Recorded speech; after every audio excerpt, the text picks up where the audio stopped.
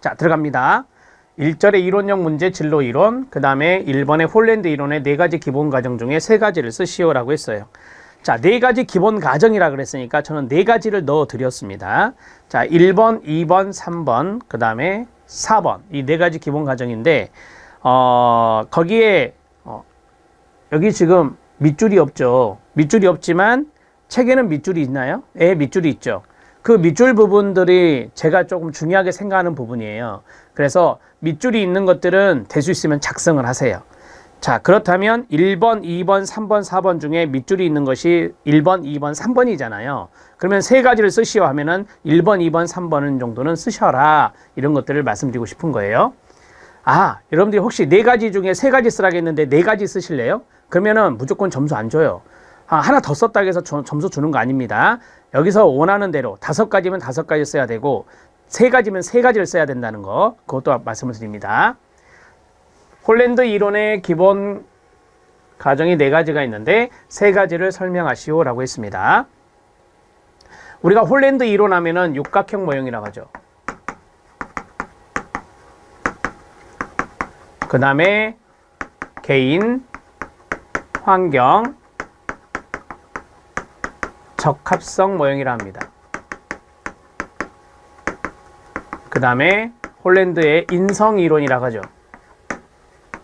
여러 가지의 이야기가 있어요. 자, 이 육각형을 조금 더 여러분들이 아실 필요가 있는데, 여기에 보시면 6가지의 성격 유형이 나오죠.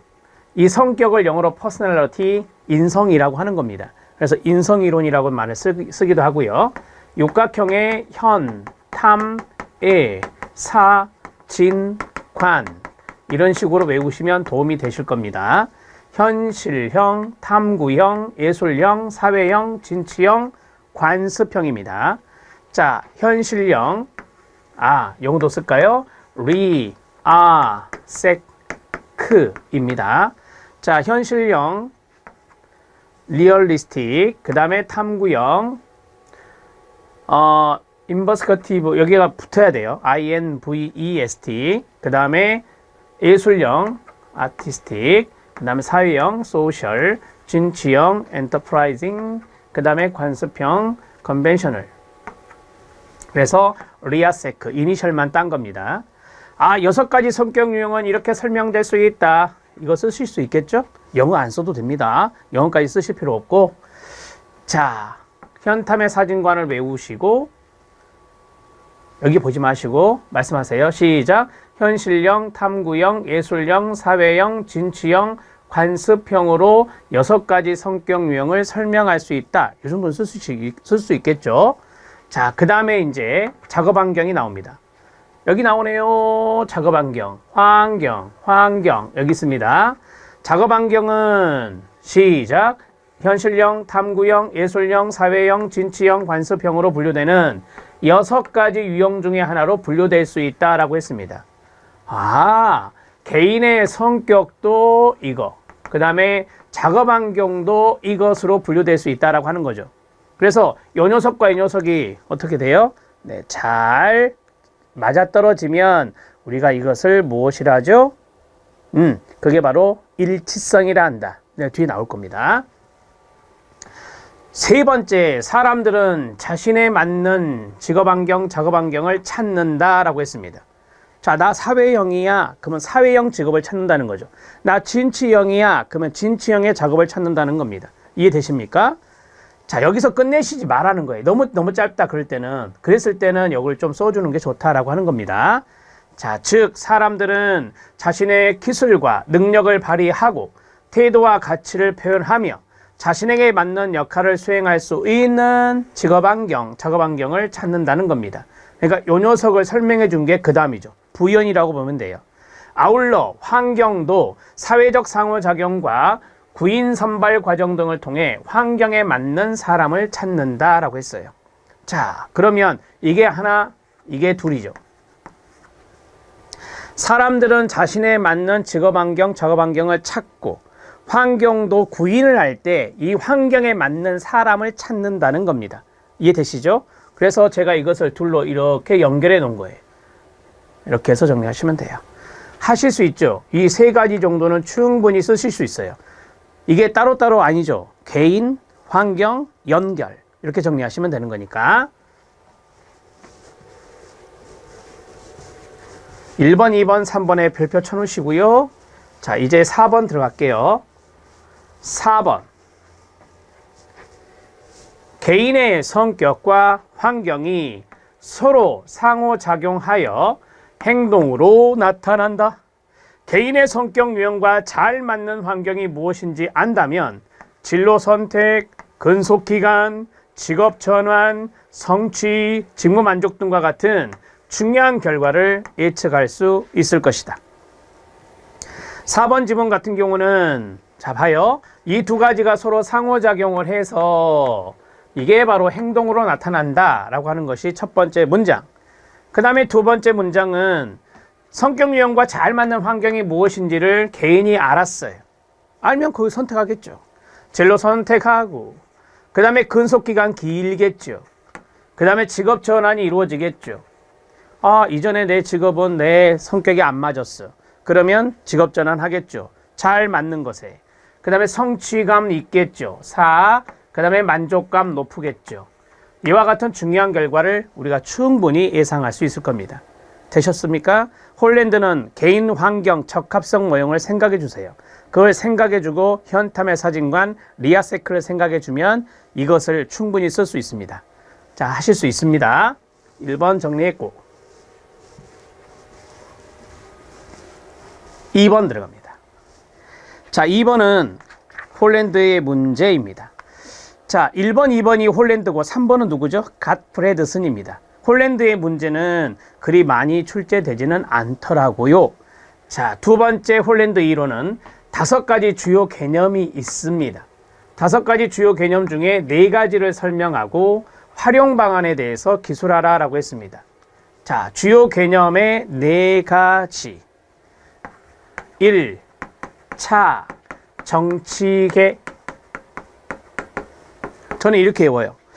제가 될 수 있으면은 여기 수험서에다가 암기법을 거의 다 써드렸거든요.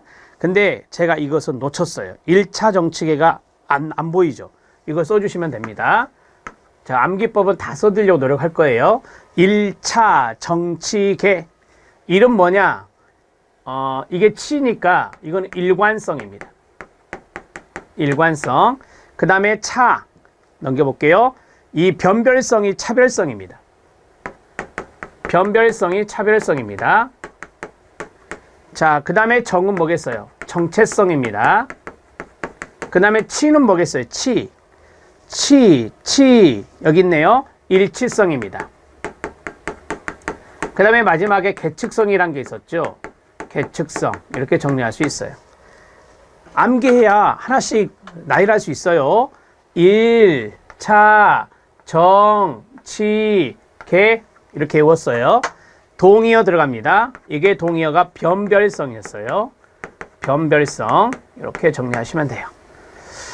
아, 홀랜드 이론의 5가지 개념은 1차 정치계 이렇게 외우시라고요. 우리가 암기할 게 앞으로 많습니다.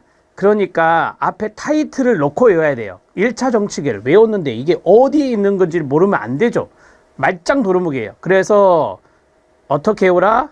홀랜드의 5가지 주요 개념은 1차 정치계 앞에 타이틀이 있어야 돼요. 그래야 이렇게 연결이 돼서 외워진다는 것을 말씀드립니다. 자, 정리가 됐죠? 자, 주요 개념의 일치성, 일관성, 변별성, 정체성, 계측성, 그리고 마지막에 활용 방안이 있습니다. 여기 활용 방안을 쓰라고 나와 있잖아요. 사람들이 요걸 놓쳐버려요. 요걸 안 써버리면 부분 점수만 받아요. 만점을 받을 수가 없어요. 그래서 4가지를 설명하고 또는 5가지를 설명하고 활용 방안을 써라 그러면 활용 방안의 마지막에 딱 들어가 있어야 된다는 거죠. 자, 들어갑니다. 제가 일치성과 일관성을 붙여놓은 이유는요. 요 2가지 혼동하지 마시라 이거예요. 그래서 붙여놨는데 제가 앞에서 이런 말씀을 드렸죠. 개인의 성격과 작업 환경이 적합할 때 좋다.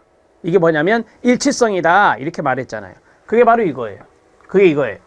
개인의 흥미 유형 또는 성격 유형과 비슷하거나 정체성이 있는 환경 유형에서 일하거나 생활할 때 일치성이 높아지게 된다라고 했어요. 이걸 그림으로 설명하면 이거죠. 개인. 이게 유사라고 하죠. 환경. 이거는 당연히 작업환경, 직업환경이 되고, 이거는 개인의 흥미라든지 뭐예요? 성격. 이랬을 때 일치도가 높다, 일치성이 높다라고 하는 겁니다. 이런 식으로 정리하셔도 돼요. 이걸 이제 풀어 쓰는 거죠. 이걸 풀어 쓰는 겁니다. 개인의 흥미 유형. 우리가 이제 홀랜드 이론에서 차용해서 갖고 온 게 스트롱 흥미 검사잖아요. 스트롱 흥미 검사. 이거 나중에 SII, 스트롱 흥미 검사가 또 시험에 루틴으로 잘 깔린다라고 했어요. 그래서 스트롱 흥미 검사는 홀랜드 이론을 차용하는 것이니 홀랜드가 또 흥미와도 연관성이 있구나 이렇게 생각하시면 돼요. 자신의 흥미형과 비슷하거나 정체성이 있는, 정체성은 뒤에서 말씀드릴게요. 환경 유형에서 일하거나 생활할 때 일치성이 높아지게 됩니다. 일관성은 뭔지 아세요? 아시죠? 일관성은 리, 세, 크. 리, 세, 크. 일관성은 뭐예요? 인접. 뭐라고요? 인접. 뭐라고요? 인접. 인접한 것. 성격 유형 중에 인접한 것은 일관성이 있다라고 하는 거예요. 우리가 보통 상담사가 S형이 많아요. 그래서 SE 인접돼 있죠. SA 인접돼 있어요. 그러면 SR은요? SR은 인접돼 있지 않죠. 그래서 이거는 일관성이 낮다라고 하는 거예요. 자, 이렇게 정리하시면 됩니다. 개인의 흥미 유형들 간의 유사성을 나타내는 것으로 흥미 유형들 간의 유사성. 그러니까 요 녀석과 요 녀석이 유사성이 있고 요 녀석과 요 녀석이 유사성이 있다는 거죠. 요 녀석과 요 녀석은 유사성이 낮아요. 육각형 모형에서 인접, 동그라미. 인접한 쌍들은 다른 유형의 쌍들보다 공통점을 더 많이 가지고 있습니다. 그리고 일관성이 높을수록 개인은 진로나 직업의 결정에서 안정성이 높아지게 됩니다. 일관성이 높을수록. 자, 우리가 이제 진로를 결정한다라고 하잖아요. 인접해 있으면 우리가 결정하는데 훨씬 더 안정감이 있어요. 진로를 결정함에 있어서. 우리가 상담사가 S, E, A, C. 자, S가 사회형, E가 뭐예요? 진취형, A가 뭐예요? 아티스트, SEA, SEA 다 인접해 있잖아요. 이랬을 때 바로 여기 나온 대로 일관성이 높잖아요. 지금 이 세 가지는 일관성이 높기 때문에 진로 결정의 안정성이 높아지죠. 진로 결정의 안정성이 높아진다.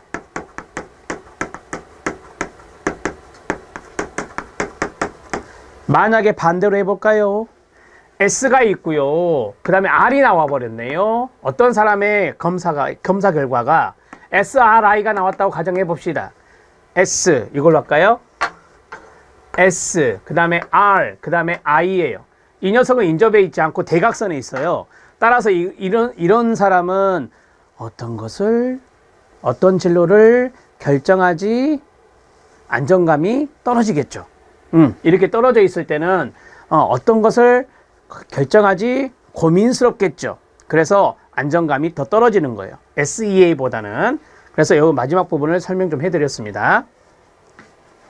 일치성과 일관성 아시겠죠? 세 번째 들어갑니다. 변별성입니다. 자, 변별성의 다른 말은 뭐라고요? 차별성이라 했어요. 차별성. 개인의 흥미를 정의하는 정도를 설명해 주는 개념으로 여기서 가로 좋아하는 것과 싫어하는 것에 분명한 차별성이 있을 때 잘 변별되었다고 할 수 있습니다. 자, 예를 하나 들어볼게요. 저는요, 기계 다루는 거 싫어요. 좋아하지 않아요. 그건 뭐죠?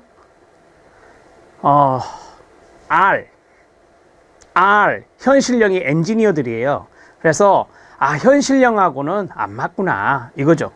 나는 다른 사람하고 이야기하는 거, 봉사하는 거, 이타심 이런 게 높아요. 그럼 이건 사회형이라는 거죠.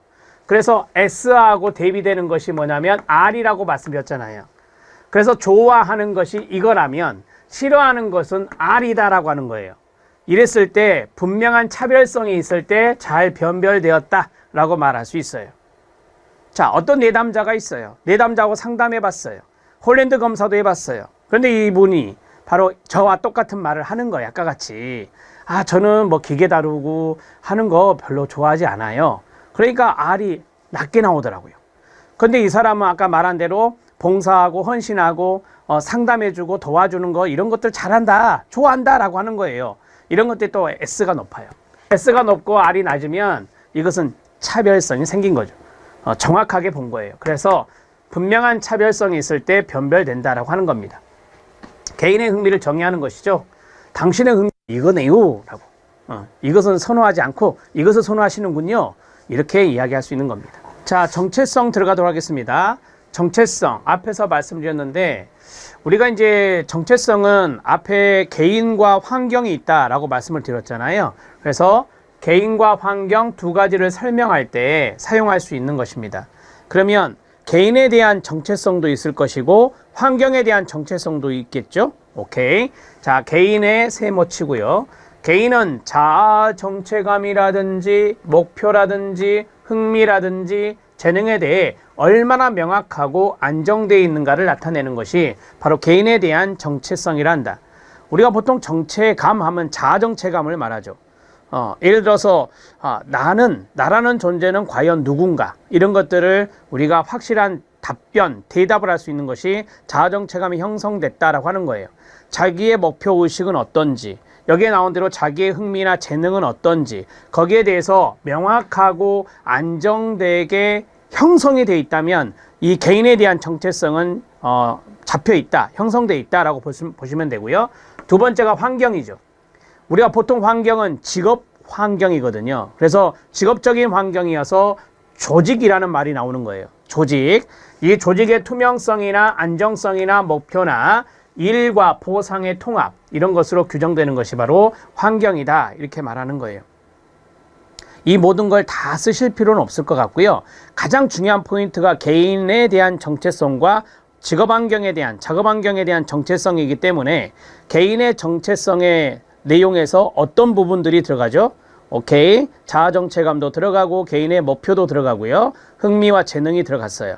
그 다음에 이 환경에 대한 부분들은 조직과 연관성이 있다. 조직은 직장이라고 보시면 돼요.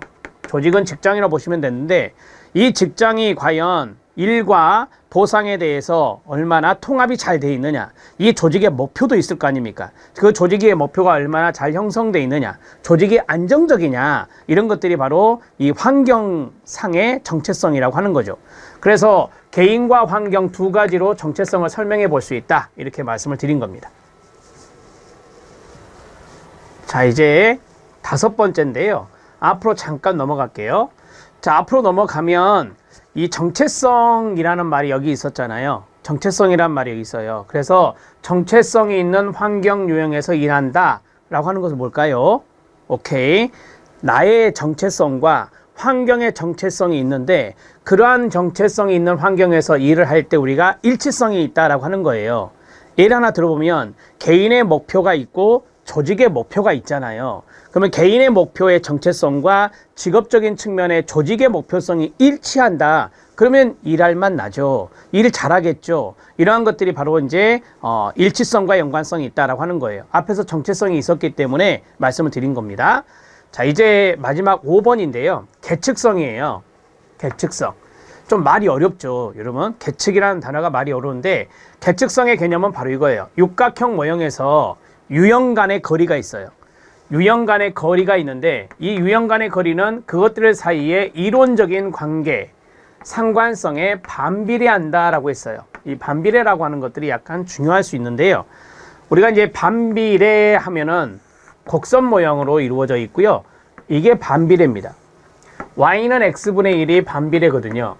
이게 반비례 식인데 그러면 여기가 x축이고 여기가 y축이잖아요. 유형 간의 거리가 있고 그 다음에 여기는 이론적인 관계니까 여기에 관계, y에다가 관계를 쓰고 유형 간의 거리를 여기다 씁니다. 아까 우리 육각형 그렸다가 지웠는데 육각형에서 인접하면 거리가 가깝고요. 대각선에 있으면 거리가 멀어요. 자, 이해되시죠? 자, 그러면 거리가 뭐네 여기는? 거리가 멀죠? 자, 거리가 멀면 관계는 어떻게 돼요? 이 관계는 아까 제가 상관성이라고 써드렸잖아요. 상관이 낮죠. 상관이 낮다라고 하는 거예요. 거리가 멀면. 그럼 해볼까요? S하고 뭐였는데요? R이었잖아요. S와 R은 유형 간의 거리가 멀어요. 대각선이니까. 이 두 가지의 관계는 상관성이 낮다니까요. 오케이? 자, 그러면 여기는 뭐예요? 거리가, 여기가 0.0이니까 거리가 좁아졌어요. 거리가 좁아졌다의 대표적인 사례가 뭐예요? S하고 E죠. S하고 E는 붙어 있어요. 인접해 있어요. 그러니까 이 두 녀석은요, 네, 관계적인 상관성이 아주 높죠. 이렇게 정리할 수 있어요.